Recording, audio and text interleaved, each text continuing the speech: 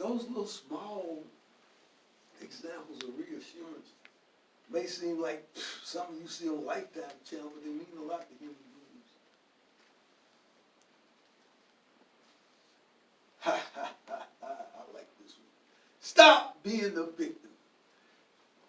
I swear before all this righteous and holy, addicts and alcoholics can be the worst victim in the world, right? Woe is me, woe is me. They victimized me. They took advantage of me. See, I have a favorite saying. I always tell people.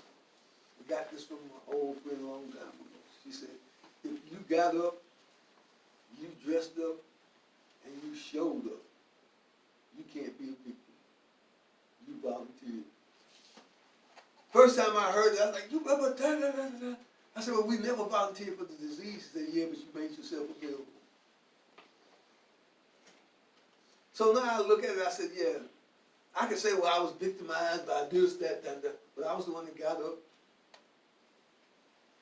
I got dressed and I went out there and put myself in the position to have these consequences happen to me. I can't blame anybody else.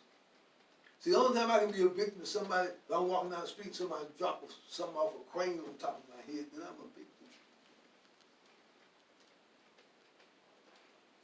But I can't be a victim if I volunteer for the situation I put myself in. You can say, well, I didn't volunteer to be an addict or alcoholic, but if I accept the fact that I have a disease, then I'm also can't say I'm a victim if I keep putting myself in that position. Put the big stop sign up. Stop being a victim. Acceptance. There's a passage in the AA Big Book back when I first came into treatment. One of the most often repeated phrases out of AA meetings is very simple. It says acceptance is the key. I have to accept who I am, what I am, and where I am right now. See, acceptance also means to me, I eliminate the magical thinking. I eliminate the yeah buts. I accept that I needed to change. I had to accept that I was an alcoholic and a drug addict. No matter how many other things, other reasons I could throw out there that I wouldn't. Because that's what addicts and alcoholics do. I can't be an alcoholic. I ain't never been to jail. I ain't never been busted. I got a job. I got a new car. I got a nice house. As the infamous Dragon Lady used to tell me, he said, okay, you telling me all those things that haven't happened to you yet. So if I accept that this is my problem, I also have to accept that I can lose that home, I can lose that car, I can lose that job, I can lose my family. They just happen. Hasn't happened yet.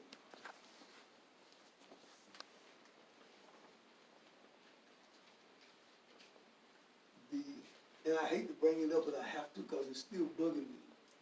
We had a patient of mine, some of you knew him, some of you didn't, who OD'd last weekend. It's not a great thing to think about. It's not even a great thing to even visualize. But I also have to keep it in the back of my mind. That could have been me. As his mother said when he called, said, I don't know if it was an OD or if it was a suicide, because he often said he was tired of being here. But to me personally, the thing that I focus on, she found her with a needle stuck in his arm. That's addiction. That hasn't happened to me yet. Because I know I've got, as I like to say, I played Russian roulette with my whole life too many times. I've been fortunate that the chamber never came up on the load yet. See, I ain't got time to be trying to spin it again. Stop judging me. Stop being suspicious of me. Well, see, If I'm being honest with you, then I don't have to be suspicious. If I'm not doing suspicious things, then I don't have to worry about people judging me. On the flip side, though, for the family members and friends, yeah, they're going to judge you based on your past behavior. They're going to be suspicious based on you and your past. See, a lot of times when we get sober, we want to just cancel out our history. That's how I always tell people, sobriety and recovery means I own my history, but I make sure I don't repeat it. And see, people don't see repeated behaviors, and they're going to stop being suspicious. Now, they may never stop judging you. See, I walked into my house last night after a hard 12, 13 hours, and the first thing my wife said, why you look so bad? What do you mean look so bad? See, she's judging me based on her first observation. Because we always have a context about who worked harder that day. I said, you go to work at 4:30 in the morning, you get up at 2 in the afternoon. I go to work at 7 o'clock in the morning, get off at 10 o'clock at night. What the hell are you talking about? Yeah, but you don't work as hard as I do. One of the things about judging other people, we judge other people based on our standards and our expectations. So that's a realistic expectation, but then that's part of being human. Any of you ever go to the stock show and rodeo? What do? They judge chickens, cows, and shit. But we judge people too. We judge about how they look, what they're wearing.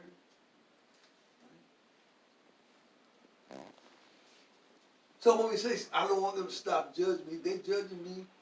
If I'm a self-identified addict and alcoholic, they're judging me on my behavior based on what they observed me doing previously. If I want them to stop judging me, stop being suspicious, then I need to have some observable changes.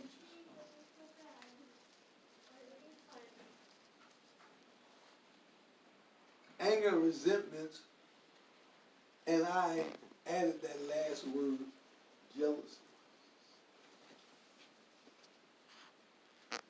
Here's a reality test for you, a reality fact. Family members, friends, co-workers, whoever, people who are, they're going to have some anger. They're going to have some resentments. Because it always seems like you got away with something that they never committed. Or they feel like you took advantage of your kindness and generosity. Right? Jealousy,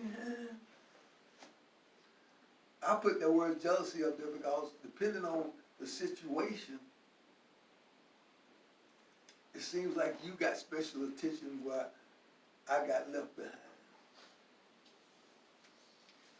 One of the big examples of it, say if you're a family and you got 2, 3, 4 kids and one of the kids has a substance abuse problem. To the other 2 or 3 kids, it seems like the one that's causing the most problems getting more attention than they. And they wonder, wait a minute, I'm the straight A student, I'm the star football player, I'm this, I'm that. This jerk just goes out, smoke dope, and wreck cars, but everybody pays him attention. Maybe I should follow their example. Right? If it's my co-workers and stuff. See, one of the things about people in job situations, a lot of people, a lot of places, a lot of times, I believe this. We develop a relationship with the people we work with to a certain extent. And none of us want to see the people that we work with or care about fail or get into trouble. So then we'll go out there and do their jobs for them, just so they don't look like they're falling behind. But then when they get promoted ahead of us, now we pissed off. Wait a minute, we did all the work. How come they got the work? Because you made them look good. See, those little things where An acts of kindness can often turn into feelings of jealousy.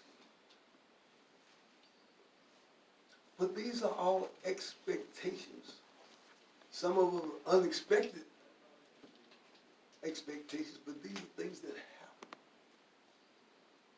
Yeah, we expect truth, honesty, changes in behavior, more involvement. Some of those unexpected things is that anger, that jealousy, that suspicious. Got to keep the eye on you. Dun, dun, dun, dun, dun. Because that's natural for family members and friends. Because we sometimes, see, one thing about addicts and alcoholics, we have what I call short-term memory recall. Once we start doing it right, we think, well, everybody, I forgot about what I did, so everybody else will forget about what I did too. Life don't work that way. Time, that one element that a lot of us don't like. It takes time for people to accept the new you. It takes time for you to accept the new you. But you got to be patient enough to put in that time if it's important enough for you. Questions, comments, anything? Come on, folks, that's all my best shit. Come on. What would you say for something like if there's family members that are trying to help you, support you by keeping you busy, doing something that might help you, but then they put too much pressure on you doing that it actually stresses you out? Okay, that's expectations, right? Because see, sometimes people say, if we keep them busy, then they won't have time to go out and get high, right? And again, every person in this room right now is 3 times 7 plus.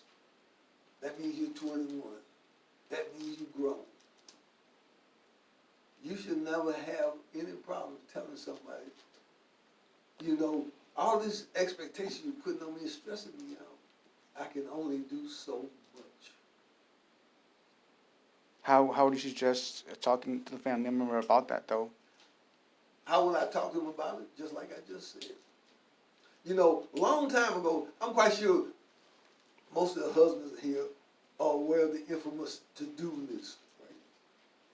Years ago, I told my wife, you don't make no list for me, I don't make no list for you.